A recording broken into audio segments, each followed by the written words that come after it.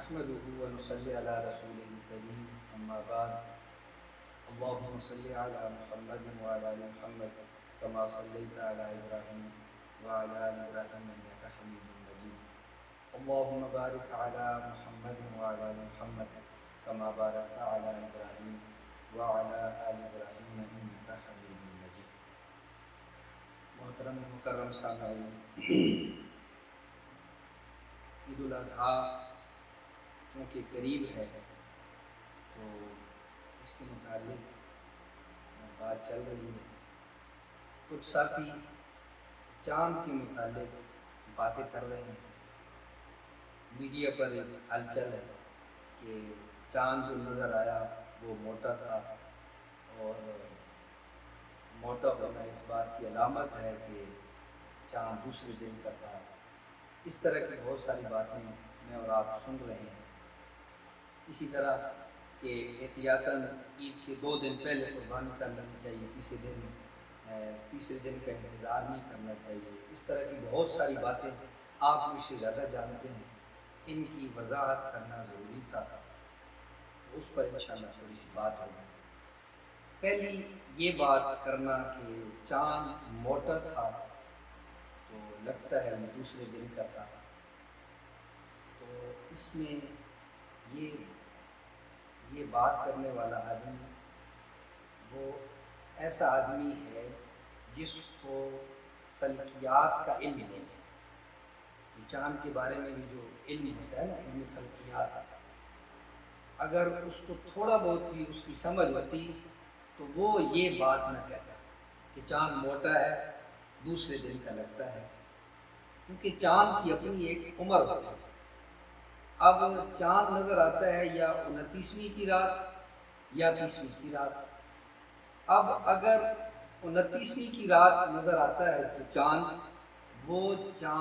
قدرے پتلا ہوتا ہے، وہ چاند قدرے پتلا ہوتا ہے۔ اور 30ویں کی رات جو نظر آتا ہے، یعنی 29ویں کی رات نظر نہ آئے، 30ویں کی رات نظر آئے، تو چونکہ چاند کی عمر بڑھ جاتی ہے، جس وجہ سے ہر کسی کو وہ چاند نظر آتا ہے، ہر کسی کو وہ چاند نظر آتا ہے، تو وہ چاند اب اس کی عمر جو بڑھ گئی، ولادت کا وقت زیادہ ہو گیا، تو اب جب اس کی ولادت کے گھنٹے زیادہ ہو گئے، اب اس میں موٹا ہی ہونا ہے نا، کون سا پتلا ہوگا۔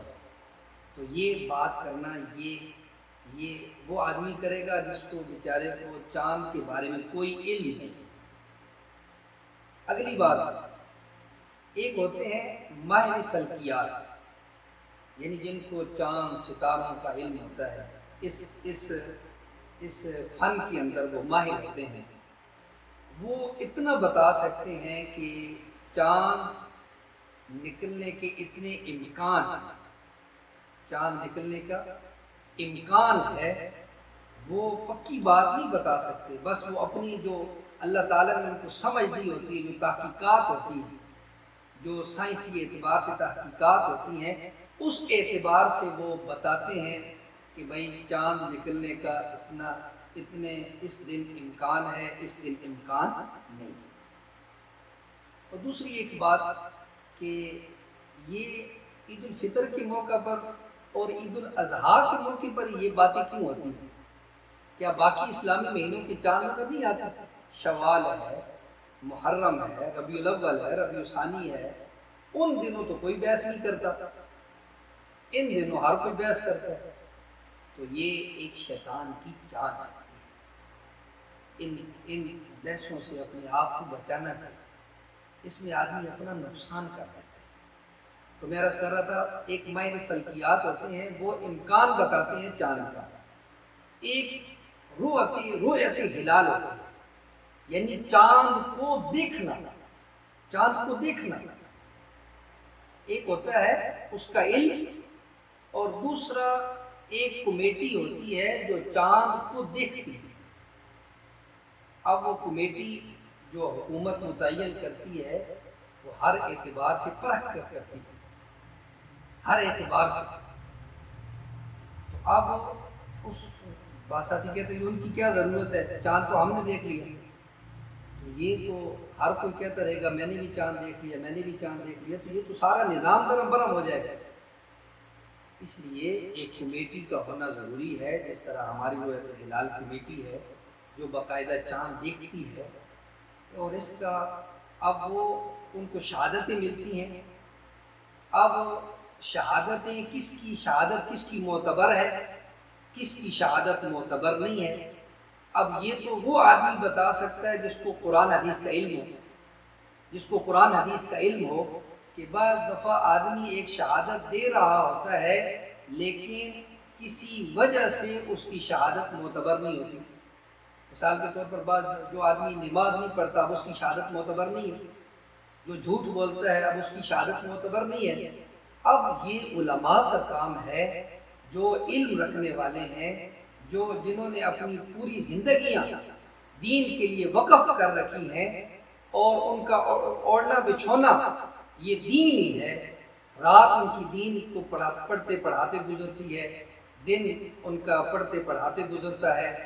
اب وہ بتائیں گے کہ اب چاند نظر آیا ہے کہ نہیں، شرعی جو گواہ ہوں گے اس اعتبار سے وہ فیصلہ کریں گے۔ اب اس میں اعتراض کرنا کہ جی پتہ نہیں ان کو نظر آیا ہے کہ نہیں آیا، تو غیب کا علم تو اللہ کی ذات ہی جانتی ہے۔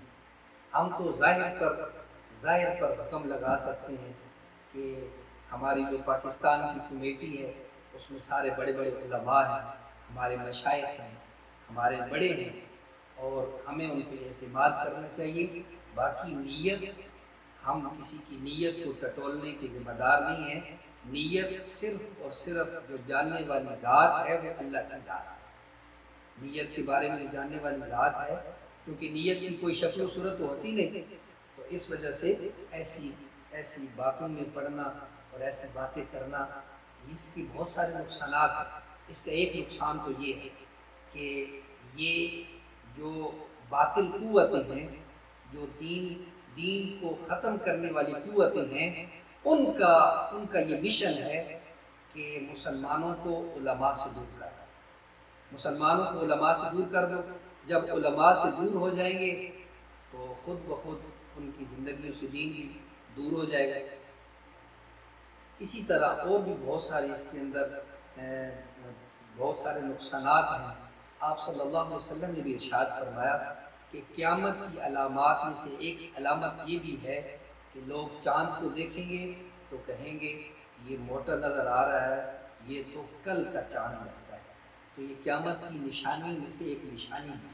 تو ایسی فضول باتوں سے اپنے آپ کو بچانا چاہیے۔ ظاہری حکم جو بھی کہے، کسی سے کوئی نفرت نہیں کرنی چاہیے، کسی سے کوئی عداوت نہیں کرنی چاہیے۔ مسلمان کا دل تو کھلا ہوتا ہے، کیونکہ مسلمان کو تو دین یہ سکھاتا ہے کہ گناہ سے نفرت کرنی چاہیے، گناہ گار سے نفرت نہیں کرنی چاہیے۔ ہم گناہ گار سے نفرت کرنا شروع کر دیتے ہیں اور عیب دیکھنا شروع کر دیتے ہیں۔ اگر ہم صاف ہیں، میں صاف ہوں، تو ہر کوئی مجھے صاف نظر آئے۔ اگر میں اندر سے صاف نہیں ہوں تو پھر ہر کوئی مجھے برا نظر آئے گا، کیونکہ برتن کے اندر جو چیز ہوتی ہے نا وہی باہر نکلتی ہے۔ تو یہ ان فضول باتوں سے اپنے آپ کو بچانا چاہیے۔ ان باتوں کی وضاحت کرنا ضروری تھی۔